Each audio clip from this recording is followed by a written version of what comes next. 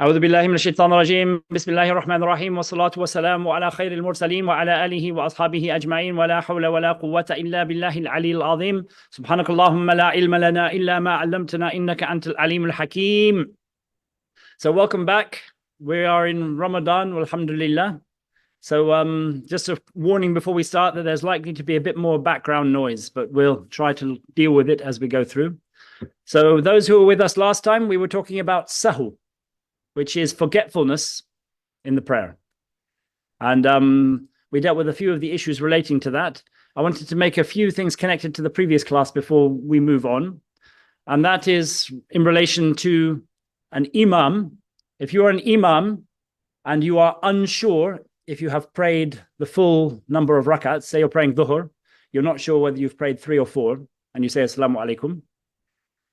You think you might have prayed 4, but you're not sure.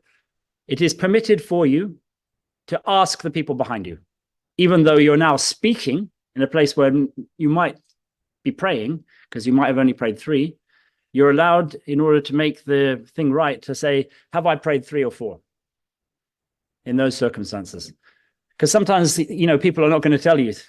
Some people, they remain unsure themselves, or they're just too reticent to say anything.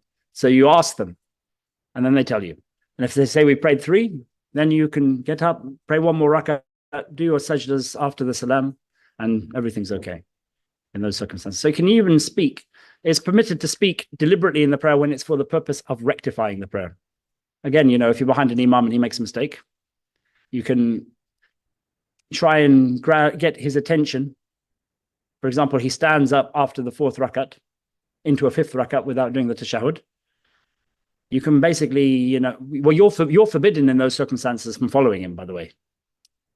If you're behind an imam and he is praying dhuhr and he stands up into a 5th rakat, you cannot, if you know it's the 5th rakat, deliberately stand up after him. You stay down. You have to stay down and keep on trying to get his attention to come and sit down with you. Do you have to say something? Well, yeah, you can say what you need to say in order to get his attention without saying too much. Yeah. So usually you can just say subhanallah or something like that, and that's enough. But sometimes it needs a bit more. You might even have to say something, fifth or something, just to get his attention. Get his attention. Yeah. Right, there we go. So continuing on,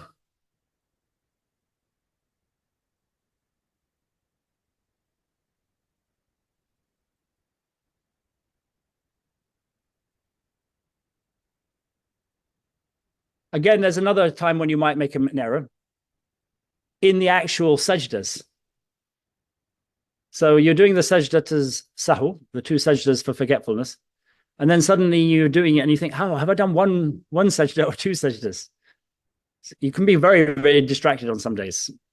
So in those circumstances, you simply add another sajda and then do the salam, and you don't do sajdas for your forgetfulness in the sajdas. So that's what you do in those circumstances. But those are rare. And we're going to come to these other things later, so I'll deal with them when I get there, inshallah. وَمَنْ نَسِيَ أَنْ يَسْجُدَ بَعْدَ السَّلَامِ فَلْيَسْجُدْ مَتَى مَا ذَكَرَ. So we've mentioned there's 2 types of sajda sahu. When you leave something out, you do it before the salam.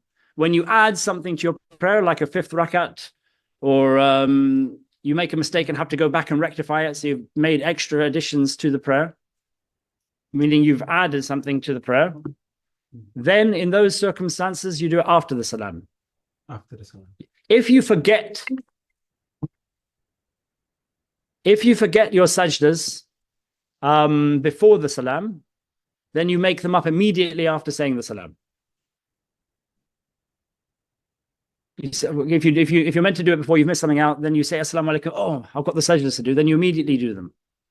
Or you can continue to do them so long as you haven't left the zone of the prayer, basically. Gone out of the mosque, got involved in something else, started to do nafilah prayers and so on and so on. So you can still make them up. If it is after the salam that you're meant to do, and you forget to do them, and then you go about your business, then you remember later that day, you do them when you remember. Say you remember a year later, you do them when you remember. So, I mean, you can do them whenever you remember. after the salam. But if it's before the salam, you've missed the boat if you've left the mosque. And sometimes that can invalidate your prayer, as we're going to find out. So if you forget to do the sajdas after the salam, you should do them whenever you remember. وَإِن طَالَ ذَلِكَ, even if a long time has passed. If it is before the salam, وَإِن كَانَ قَبْلَ السَّلَامِ سَجَدَ إِن كَانَ قَرِيبًا, you do the sajdas if you are still close to the prayer. As I said, you haven't left the mosque, you haven't got involved in other things, it's still a reasonably close period of time. You may have just done your dhikrs afterwards. You may have stayed sitting in your line and just talked to somebody about the prayer or something, haven't got involved in something completely separate, then you can still do it. وَإِن بَعُدَ, if a long time has passed, ابْتَدَأَ صَلَاتَهُ, you have to do your prayer again. إِلَّا أَن يَكُونَ ذَلِكَ مِن نَقْصِ شَيْءٍ خَفِيفٍ, except if what you have left out is only something small. He says here, like the surah alongside the Quran. But in fact, this is not the official position. The official position of the madhab is that the surah, if you miss out the surah, that's effectively missing out 3 sunnahs. Because the surah itself is a sunnah, a strong sunnah, sunnah mu'akkadah. Reciting it silently or reciting it out loud is itself a sunnah, whichever one it is for. And standing to recite the surah is a sunnah. So all of these 3 things are sunnahs. So if you miss it out, it's considered to be effectively missing out 3 sunnahs, which if you don't do your sajdas before the salam afterwards, your prayer is invalidated. This is when you leave it out of forgetfulness. If you leave it out deliberately, then some people say your prayer is invalidated because you've gone against something which the Messenger of Allah never left, even though it's not a part of the thing. And others say you've just committed a wrong action, your prayer is invalid, but you've basically ruined all of your reward for it by deliberately going against the guidance. Yeah. But this is if you leave it out of forgetfulness and you don't do the sajdas, your prayer is invalid. If you leave out 3 sunnahs or more. The tashahhud is also the same, by the way. When you leave out the middle tashahhud, you leave out the doing of the tashahhud itself. In other words, sitting for the period of time where the tashahhud should be done. The sitting for it and the wording of it. Because there's a specific wording that's a sunnah to do in the tashahhud. There's different variants of it, but they're all sunnahs. One of those ones. You can't choose to do your own version. So again, that's leaving out 3, and that would invalidate your prayer if you didn't make it right by doing the sajdas before the salam or immediately after the salam if you forget at the end of the prayer. He says, Kasurati ma'lum al-Quran. So he's taking the position that the surah is a khafifa. So basically, if you stood there for the period of time that you meant to do the surah, so basically you did the Fatiha, then you stood and suddenly your mind started to wander and you didn't actually do the surah. This is when you're an imam or praying on your own, by the way. If you're behind an imam, you don't have to do it. So if you're an imam or praying on your own, and then you're standing there for the length of time it would take to do a surah, but you forget to do it because you're absent-minded, then that's only 2 sunnahs that you've missed. So then that would fit his criteria of being something small because you would have stood for the period of time of the surah. Yeah. But anyway, ma'a al-Quran, alongside the mother of the Quran, the Fatiha, or if you leave out 2 takbirs. So, and by this we mean the takbir is between positions, not the takbir of entering the prayer, which is called takbirat al-ihram, which is fard. You can't leave that out. Or the takbirs for the Eid, which are themselves strong sunnah mu'akkadas. You can't leave those out as well. This is referring to the general takbirs between positions, where you move from one position to another. Or tashahudain. And again, he's doing the position, taking the position that the tashahhud itself on its own is simply a sunnah. But when you actually do the tashahhud, as I said, it actually comprises 3 because there's the wording, there's the doing of it, and there's the sitting for it. So, I mean, on its own, it is a sunnah. But if you leave it out on its own while still sitting for the duration of time that would be required to do it, you would be fine. Your prayer wouldn't be invalid. You did mention when you missed the takbir. Is that like when you're going down, you have your hands up, you go down. When you're coming up, you have your hands up, you go up. The raising of the hands is something totally separate. And in the position of Imam Malik, you raise your hands only once in the prayer, and that is when you enter the prayer. Outside of that, he did not have a position where you raise your hands again. Even those who do take the position, by the way, it's not a sunnah, it's recommended. So it's not something that's going to invalidate or validate your prayer, and you should never be doing sajdas for not doing it. وَشِبْهِ ذَلِكَ, and other things like that. If he does, if he leaves out something like this, forgets something like this, فَلَا شَيْءَ عَلَيْهِ, no harm is done. He doesn't have to do anything. He doesn't have to do he doesn't have to make up the prayer, in other words. He still has to do the sajdas, but he doesn't have to make up the prayer if he forgets, if he forgets to make up the sajdas.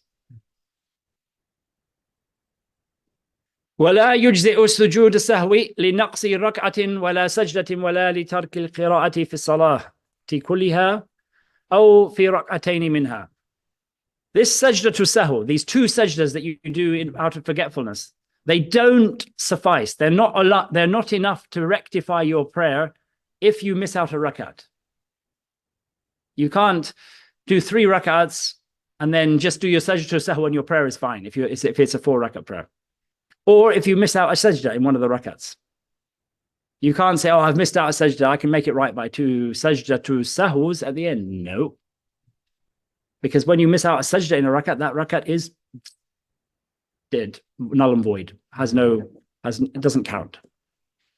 When you miss out any of the pillars of the deen, the motions of the deen that are integral to it, whether it's, he mentions the next one, the recitation of the Fatiha. He says, if you leave out the recitation of the Fatiha in the entire prayer, again, this is an imam or somebody praying on his own. If you're praying behind an imam, the imam carries the recitation of the Fatiha for you. But if you're praying on your own or you're praying as an imam and you do not say the Fatiha once in the entire prayer, or he says, or you don't say it in 2 of the rakats of the prayer. In other words, 2 rakats you leave without the Fatiha. Or he says here, you leave out وَكَذَلِكَ فِي تَرْكِ الْقِرَاءَةِ فِي رَكْعَةٍ مِّن صُبْحٍ, or you leave out the Fatiha from 1 rakat of subh. In other words, you recite the Fatiha for half or less of the prayer. If you do that, he says here, you cannot make your prayer right by doing a sajda to sahu. Similarly, if you leave out ruku or you leave out a sitting and so on and so on. What you have to do is you make that rak'ah right if you can. So we mentioned this last time, I don't know if you were here, that if you are praying your first rakat and then you start the second rakat and then you remember something that you missed, you're still standing doing the recitation for the second rakat, and you remember you missed a sajda from the previous rakat, you go back to the position back before the sajda, go into the sajda from that position, then conclude, then do the rest of the prayer, all of the different bits of the rakat, and then you continue for your prayer from there. Continue from that rakat? No. So basically, your second rakat is it now become your first one because you've gone back. Okay. So that's now your first rakat. That's what I mean. You've added something, and that applies to pretty much everything. It's so long as you do it before you have come out of ruku in the second rakat. Except with ruku, if you missed out a ruku in the first rakat, you have to rectify that before you go into ruku in the second rakat. And in all those cases, you can make the first rakat right. Yeah? So basically, your first rakat continues to be your first rakat. Otherwise, if you've gone past that point, that first rakat is gone. And now your second rakat has officially become your first rakat. And then, so you have to make up an extra rakat at the end.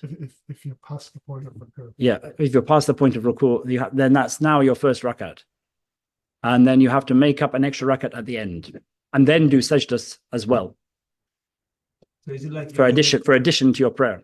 Is it like you're going back to make up and then you at the end? No, yeah. If you can make it right, you go back, you ignore what you've done since then, you go back to the point where it went wrong, and you just continue from there. Okay.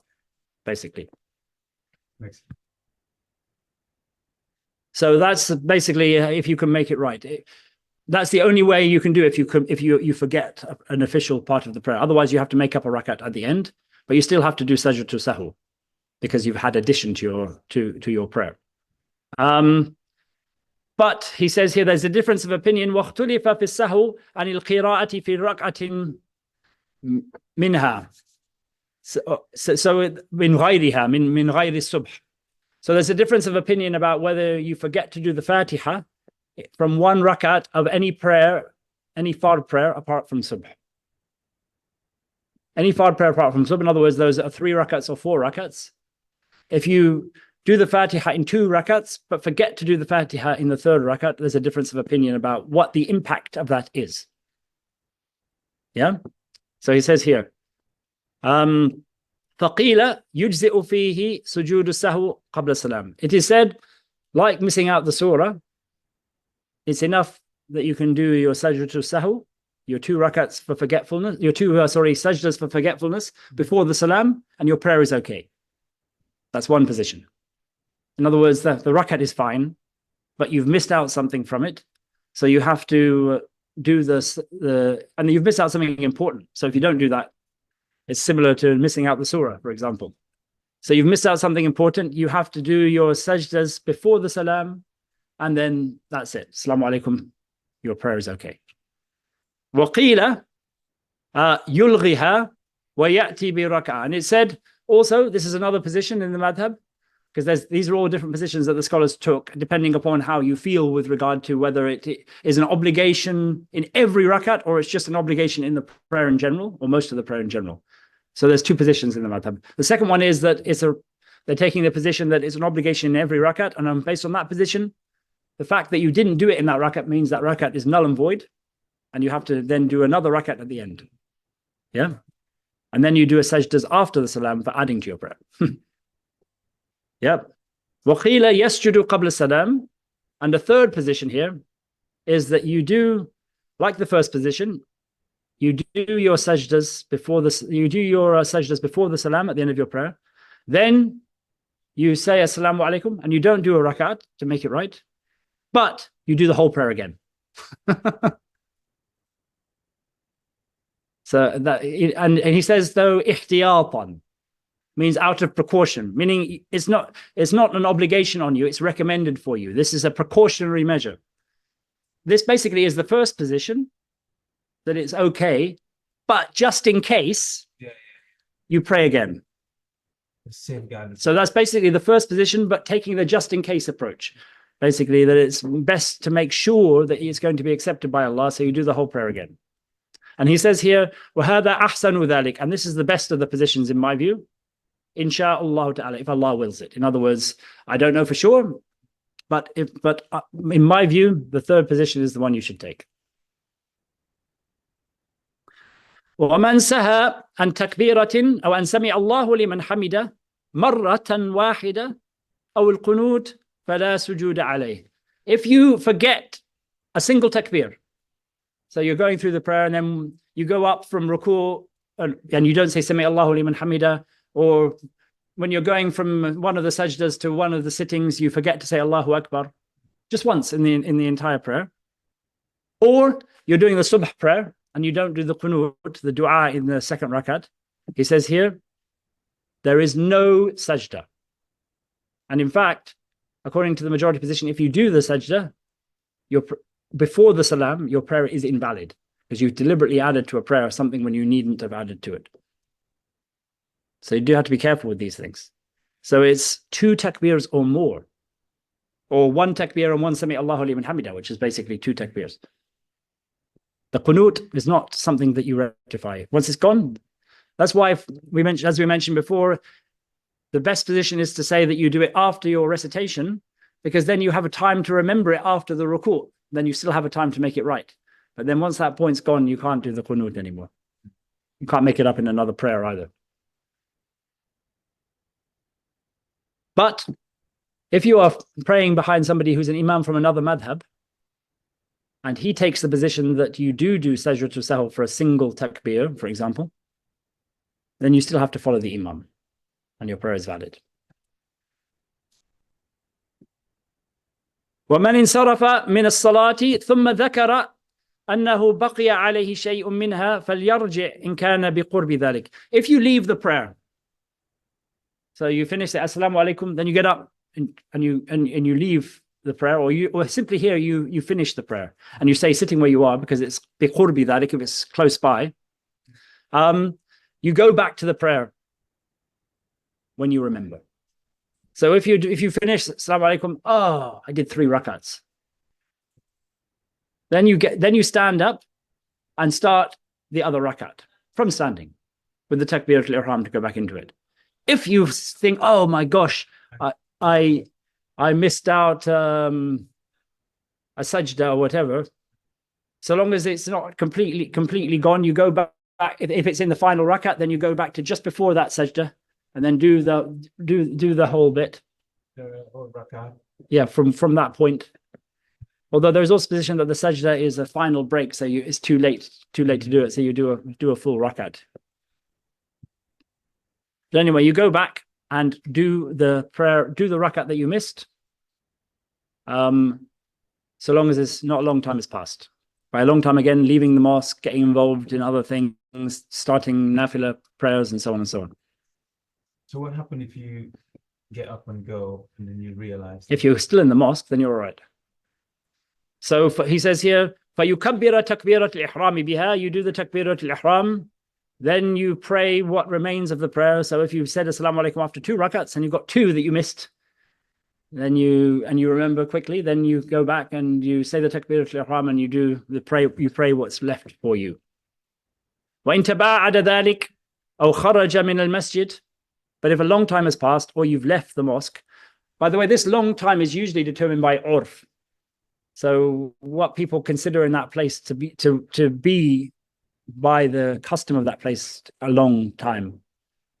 I mean, usually leaving the mosque is considered to be enough because you basically got involved in something else. Ibtada as-salatahu, you have to start your prayer again. You can't go back and make up the rakat. You have to do the whole thing. وَكَذَلِكَ مَنْ نَسِيَ السَّلَامِ. Similarly, if you come to the end of your prayer and you forget to say Assalamu alaikum, and then so you finish your prayer, you start doing your whatever your dhikrs afterwards, or maybe you greet somebody next to you, something small, and then suddenly you remember, oh, I forgot to say Assalamu alaikum. Then you simply do it. Go back to sitting, Right. and then say the Assalamu alaikum from the sitting position that you will be in. وَمَنْ لَمْ يَدْرِي مَا صَلَّى الثَّلَاثَ رَكْعَاتٍ أَوْ أَرْبَعًا بَنَى عَلَى الْيَقِينِ. If you are unsure, you finish your prayer, you're not sure. Have I done 3 or have I done 4? Part of you thinks you've done 4, part of you thinks you've done 3. What do you do? 1 rakat and then the prostrations and forgetfulness. Yes, so bana ala al-yaqeen, you build upon what you are certain of. You know you've done at least 3. And you build on that. What you are unsure about is whether you've done the 4th one or not. So you're certain of 3, you're unsure of the 4th. You build on your certainty. You do 3, you consider you've done 3. And he says here, and you pray whatever you are uncertain about. And وَأَتَى بِرَعْبِهِ, and therefore do the 4th rakat. وَسَجَدَ بَعْدَ salam, and you do the sajdas after the salam, because now you have in all likelihood added to the prayer. Well, you've definitely added to the prayer if you said Assalamu alaikum. But even then, the likelihood, even if you're at the end of your prayer and you're sitting down at the end and you're unsure, or you're in part of your prayer and you're unsure whether you've done 3 or 4 and you add, the likelihood is that you've added rather than not, because the doubt is in the 4th, not the 3rd. So there is a chance that you've added, which is more likely than that you've done too little after you've done that 4th. So you do it after the salam. وَمَنْ تَكَلَّمَ سَاهِيًا. So you're praying and somebody comes and says Assalamu alaikum to you. You go, oh, alaikum salam, without thinking. Or something else, you completely without thinking, you answer somebody, how are you? All right. Suddenly, oh, I'm praying.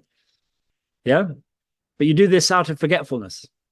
He says here, sajada ba'da salam. This is in addition to the prayer. You do a sajda after the salam.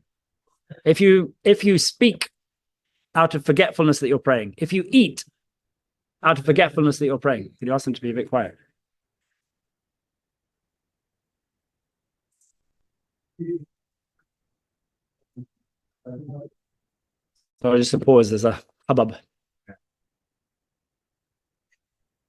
Online. Yeah.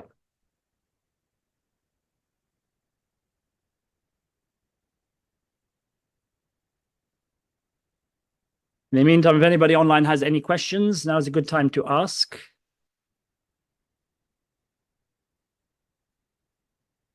Does this have anything with wudu? We dealt with wudu Oh, you have. a few classes back. Yeah. I missed that.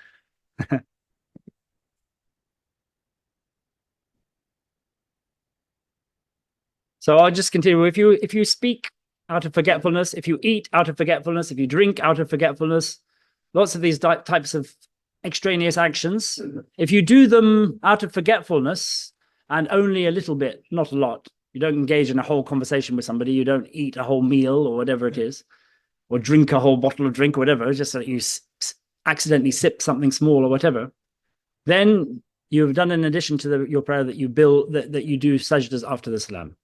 If you deliberately do any of those things, your prayer is invalid. The moment you deliberately introduce something to the prayer that's not part of it, your prayer is invalid.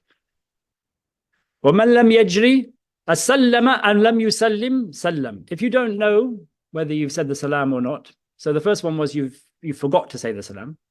In this case, you think, did I say the salam or not to finish the prayer? In this case, you say the salam and you don't have to do any sajdas.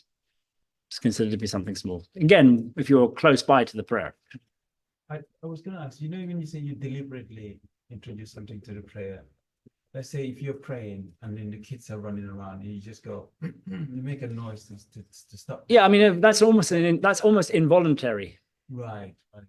I mean, so if you said something deliberately to them, okay, and it wasn't to save somebody's life, even when it's to save somebody's life, though, in fact, that, although it's an obligation on you, invalidates your prayer.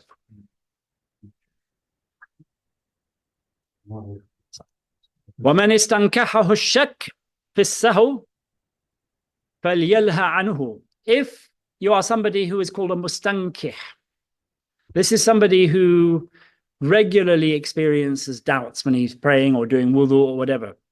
Whenever he does, maybe every time he prays, or maybe once or twice a day when he's praying or doing wudu, shaitan comes and whispers to him, or he starts to think, God, did I do my face? Or how many rakats did I do?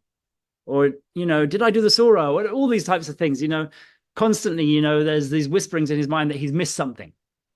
Some people get that quite regularly. If this happens to you once in a blue moon, maybe even once every couple of days, then you have to do what we talked about. If this happens to you all the time, then you ignore it. And you assume that you've done if you're not sure about 3 or 4, you're certain of 3 and you're not sure about the 4th, and this happens to you regularly, you assume you've done the 4th. This type of person. وَلَا إِصْلَاحَ عَلَيْهِ. You ignore that thing you are in doubt about because it's a constant doubt for you, and you don't have to make it right. وَلَا إِصْلَاحَ عَلَيْهِ.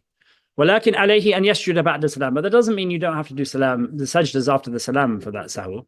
So you don't have to rectify, you don't do another rakat just in case, but still when you say assalamu alaikum, you do your sajdas after the salam, because this is almost like something that you don't want to add extra to your prayer, but you still should be doing sajdas to make it right because of the forgetfulness. There might be substance to that forgetfulness. This person, the mustankih, وَهُوَ الَّذِي يُكْثِرُ ذَلِكَ مِنْهُ. This is the person who experiences doubt a lot. يَشُكُّ كَثِيرًا. He's always doubting. أَنْ يَكُونَ سَهَى زَادَ أَوْ نَقَصَ وَلَا يُوقَنْ. He's always unsure and he's always forgetting. He doesn't know whether he's added or left things out, and has no certainty in these particular things. So if you this person only does sajdas after the salam, regardless of whether he is unsure about addition or leaving things out. He only does it after the salam. This person who's constantly in doubt. So sorry to interrupt. If one is in doubt about his prayer, or if happens to be forgetful, is this teaching us that Allah understands that and that He is still? No, this is talking about a specific type of person. So there are people who are praying and they occasionally experience doubts. Yeah. They have to make their prayer right. Yeah. This is talking about somebody who is constantly in doubt about all of the things that he's doing in the deen, like almost every day, basically, or every day, basically. He has doubts when it comes to his acts of worship, whether he's done them right or not, whether he's missed things out or not. And if you require that person to constantly be making it right every time, it imposes a very high degree of difficulty on this person. It's a lot of imposition on him that every time he has this, he has to, because Shaitan uses this as a tool, gets people to forget these things and to get in that state in order to put them off praying, put them off doing wudu, because they're constantly unsure in whenever they're doing these things. So for those types of people, you do what Shaitan wouldn't want. You have them ignore that particular thing. But that's only those type of people, not people who get this occasionally. And that doesn't mean that you succumb to being that type of person. So that Allah still has mercy, inshallah. Yeah, inshallah.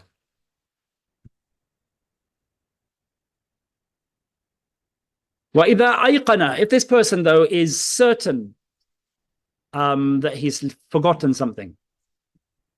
So there are occasions where somebody is like this, but, he has doubts, but sometimes, he knows for certain that he's missed something out. It doesn't mean that when he knows for certain that he's only done 3, he's, I'm one of those people who's constantly doubting, I don't need to make that right. No, if he's certain, then he has to make his prayer right, just like anybody else. After doing, and then he does his sajdas after the salam. فإن كثر ذلك منه فهو يعتريه كثيرا أصلح صلاته ولم يسجد لسهوه.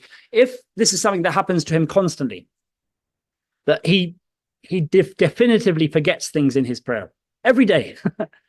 He's praying and then he only prays 3 rakats for dhuhr, for example, and then afterwards he realizes for sure, oh yes, definitely I missed out a rakat.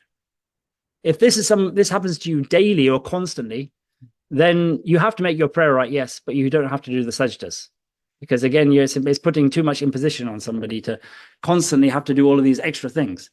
So he constantly misses things out. He makes his prayer right, but doesn't have to do the sajdas of forgetfulness. Because for him, it's more than forgetfulness. It's a condition. It's an illness. وَمَنْ قَامَ مِنْ إِثْنَتَيْنِ رَجَعَ. If you are praying the prayer and you come to the end of the second rakat, and then you meant to sit for the tashahhud, but instead of sitting for the tashahhud, you stand straight up. You forget that you're in the rakat where the tashahhud is, and you just go straight up. He says here, if you do that, then you raja'a ma lam yufariqul arda biyadayhi wa rukbatayhi. You return, you go back to the tashahhud so long as your hands or your knees have not left the ground. Right. So if your hands have left the ground but your knees are still touching, or your knees have left the ground but your hands are still touching, then you go back to the tashahhud because it's a sunnah. If both your knees and your hands have left the ground, you do not go back. You've missed it. That's something that you have to rectify at the end of the prayer. But if you do go back, that doesn't invalidate your prayer. As there's mercy in that, because a lot of people don't know the ruling that well, so they still go back anyway. That doesn't invalidate. Can I just, sorry, I'm not trying to take anybody off track, Marlon, but can I just ask very quickly, if somebody, for instance, has a medical condition that may make them, trying to think of a way to put it sort of uncrassly, incapable of controlling certain bodily movements and bodily functions.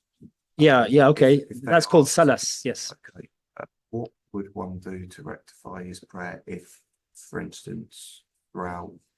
So if somebody cannot control their wind, for example, Yeah. and every time they do wudu and they pray, before the end of the prayer, basically they couldn't finish a prayer before they need to pass wind again. Yeah. Then that's considered to be salas. which is something that and if it happens all of the time in all of your prayers times, then you wouldn't have to do anything. You just continue to pray and ignore wind. Wind would not break your prayer if it's something that you cannot finish a prayer without breaking wind. So if But if you urinated or something else, then that would be a different ruling. Yeah. But so if your problem was wind and you could not complete a prayer after doing wudu before you have to break wind again, then that's considered salas, and that does not break your prayer in that circumstance because it's all the time. So you go back so long as you're still touching the ground with one of your hands or your knees. فَإِذَا فَارَقَهَا, if you have left the earth, left the ground, tamada, you continue with your prayer. وَلَمْ يَرْجِعْ وَسَجَدَ قَبْلَ السَّلَامِ, and you do sajdas before the salam because you've lifted out the shahud. Yeah. So that's the end of the sahwa section. We're going to go into making up prayers next. Inshallah, that'll be on Thursday. How to make a prayer if you Making up prayers when you've missed out prayers and you need to make them up. So there's a question here. What would be the opinion be upon a person whose praying is purposely prolonged? I don't quite understand the question. Somebody is being made to pray? Is that somebody being forced to pray? There's a question here online. Is somebody going to be punished if they're not praying? I don't understand the question here.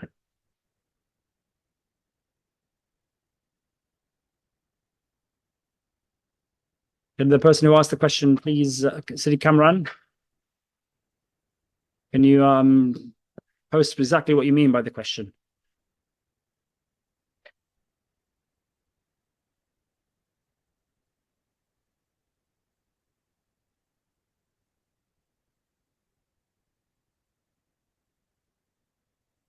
Oh, a child who is praying but extra long to get out of chores.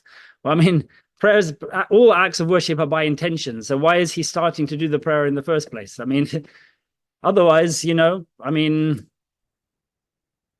a child is not obliged to pray anyway.